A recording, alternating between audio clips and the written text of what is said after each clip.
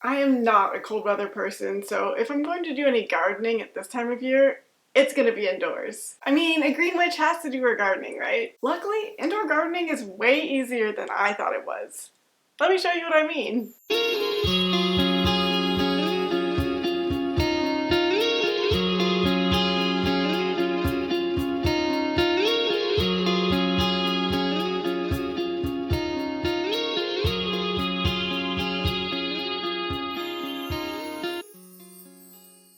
Hello my celestial friends, I'm Echo, the saving sorceress, and it's finally that time of year again, indoor gardening time! I am so pumped for this. We'll do some propagating, overwinter some plants, hang out with some orchids, and finally taste those pumpkin leaves and flowers I've been talking about. It's gonna be good. It's gonna be good. Here's how I prefer to overwinter my plants. I bought these rather inexpensive grow lights on Amazon and they've done wonders for my food growing plants. Plus, they provide delightfully witchy vibes, so that's amazing. Seriously though, these lights are magical. I mean, check out this active tomato plant. It's not perfect, but it is thriving so much more than I would have expected. Last year I tried to grow a tomato plant indoors and it was a failure. It did grow a couple of tomatoes, but it was already growing those and then it just straight up died. This one is thriving in January and it's all thanks to this light. I think I might even end up with a few tomatoes. We'll see. I'm gonna try my best to get some good, delicious fruits from this gorgeous little plant. And it's not the only one that's thriving. I had some red pepper plants bloom flowers indoors. Plus, I've got some stunning little basil plants just thriving in here. I actually propagated those. So they were grown entirely indoors. So what's propagating? Well, it's making new plants out of the ones you already have. It's so budget friendly and sustainable. I love doing it. Let me show you how to propagate. This gorgeous little basil plant has actually been with me for a few years now. I managed to somehow successfully overwinter it last year without any grow lights. And this year it continues to thrive. I set it outside during the spring and summer, and now it's back in here with me, just surviving and thriving. So what I was thinking I could do is propagate it because, you know, it's getting a little tall and we want it to grow out wider. So if you can see, sometimes there are some little leaves at each of the nodes, and those leaves will grow into new branches if you cut the basil plant. So what we're going to do is we're going to reach into here and trim that. Perfect. And then what we've got is a gorgeous little sprig. And we will put that into some water and try to have it grow roots. And eventually, it will become like this one, which was propagated a few months ago and has now been planted into dirt and is growing a few tiers already. And that's exciting.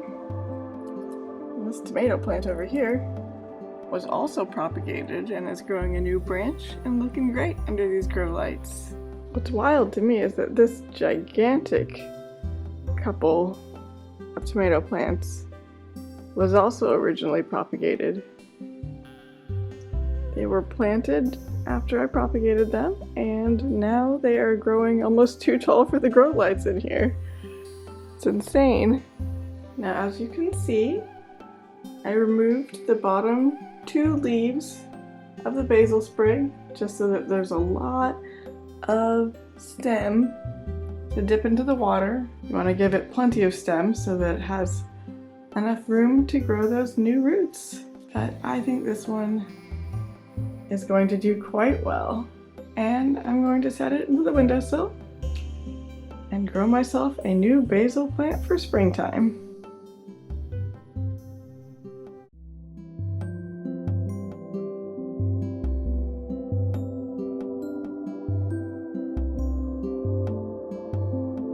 Weirdly enough, my orchids have never really needed grow lights, but that's all down to where I put them. Here are my orchids. They're just about to begin blooming. I can't believe it.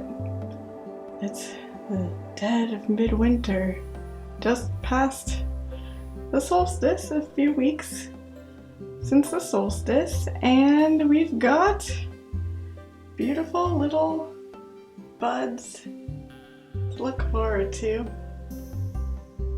and some new sprouts as well. I'm hoping for buds soon on those too. I will definitely keep you all updated on the state of these gorgeous orchid plants. I'm just totally in love with them. The last time they bloomed, they were purple and white and striped, and I'm really hoping for another successful bloom like that. I've never had this many orchid plants before that actually are getting little buds. So fingers crossed, I end up with a ton of flowers. It's going to bring me joy throughout the cold winter. And you know, it's always nice to have something pretty to look at. I actually grow these in my bathroom, which is kind of weird, I'll admit. But the humidity is actually amazing for these plants. The orchids really, really love all of the heat and all of the water in the room whenever I take a shower. So it's actually perfect for them. And they get a lot of light over here in this window. So if you have a big window in a bathroom, I highly suggest trying out some orchids. Not all of them will work. I've had some failures here too. But a lot of them really succeed here, especially the ones in bigger pots. I had no idea that pumpkin leaves and flowers were actually edible. I did some research back when I had a pumpkin patch because I kind of wanted to try some new salads, and I found out that they were, and tried some fresh new leaves and flowers, and here's what happened when I did that. Time to eat.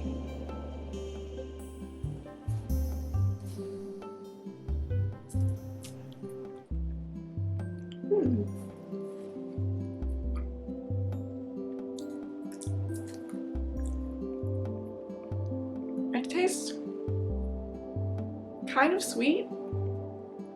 It's like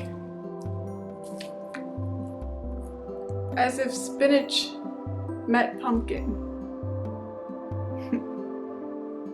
I could have this on a salad for sure. Like a dessert salad. But any salad, I think. Let's try part of the spines.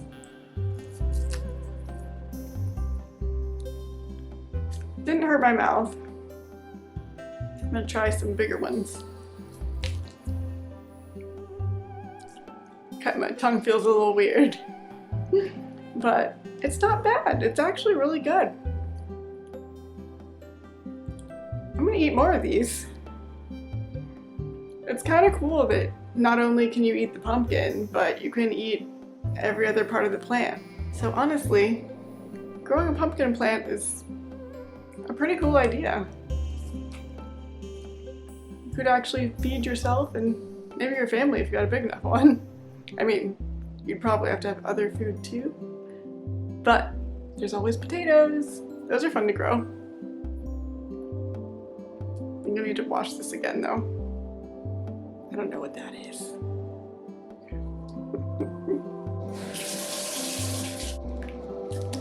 All good. We're all good here. I highly recommend. I bet you could cook this down pretty easily and, you know, eat it that way. Raw is still good though. I think you just need to take out the really spiny bits. Let's try a flower. Alright, so got a nice beautiful one here. Making sure it's clean. Oh my gosh. I love this. It's like a whisper of pumpkin. You don't really taste pumpkin, but you're like, you knew it was there. It doesn't have enough of a flavor to cause any problems. It's just, it's nice. It's a little tiny bit sweet, definitely a little tiny bit pumpkin-y, but mostly it's sort of just there. It's like a dash of flavor. Honestly, I think that you could use it as a garnish for anything and make it look pretty, and it wouldn't really affect the flavor, and if anything, it would add a little bit of flavor.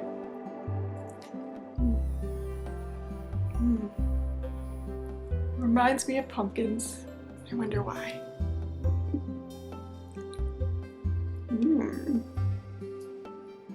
I recommend this one even more. Get the flowers. Let me know in the comments if you've ever eaten a plant or a vegetable that's not really considered food in your part of the world. As long as it's edible, of course. I'm trying to get more into growing and foraging my own interesting foods, and I'd love to have some tips on what else to try. Also, if you enjoyed this video, I would love it if you'd add a like, subscribe, and ring the bell for more videos like this about plants, sewing and thrifting, and saving things, all with a witchy spin.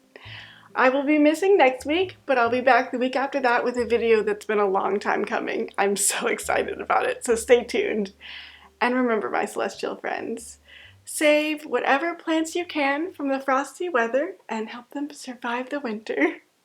Be kind to yourself and to the universe, and try to add a little bit of magic wherever possible to your corner of the world. Bye.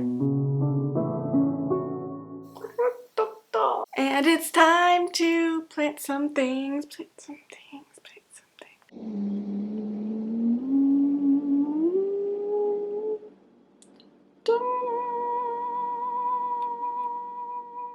Pointing, pointing, love to point.